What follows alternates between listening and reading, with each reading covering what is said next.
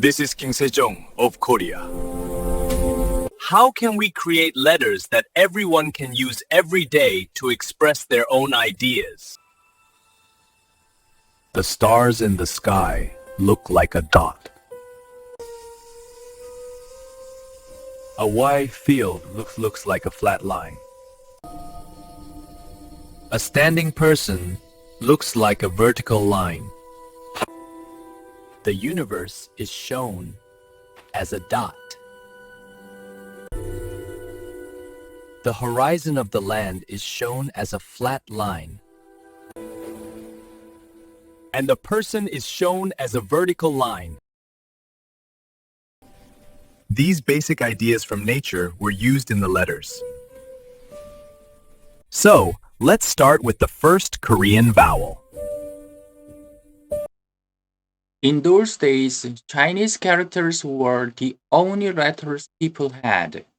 Korean thought had to be written in Chinese characters, but the language and the letters did not match.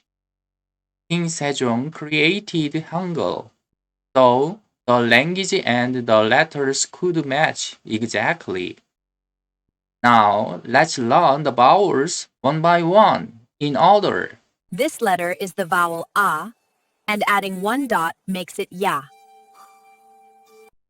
Next comes the vowel O, formed by placing a dot on the left side of the vertical line.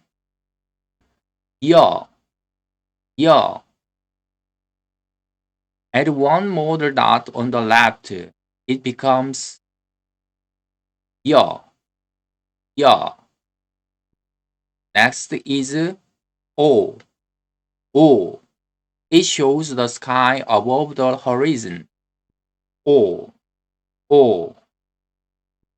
Next comes the vowel Yo, which shows two planets above the horizon line. U, U. Its shape comes from adding a single dot to the vowels U, U, U. Next is U. It is made by adding one more dot to U, U, U. The next is U, U. This vowels means the separation between the sky and the earth.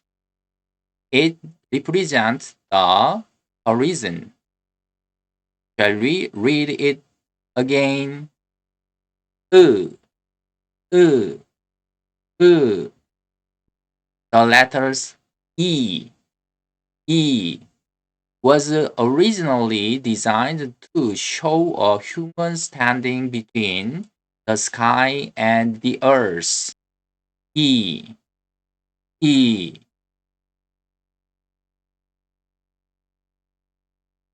다음 장면은 단모음을 정리해 놓은 것입니다. 이 표를 보고 여러분이 열심히 연습해야 합니다. 볼까요? In English, the next scene we have a chart that summarizes the simple vowels. Please practice carefully while looking at it. Let's take a look. These vowels are pronounced with one steady mouth position.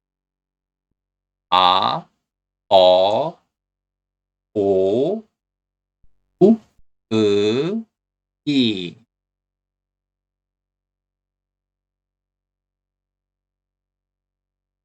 In the next video, I will explain diphthongs in great detail. We have a wonderful day. Goodbye.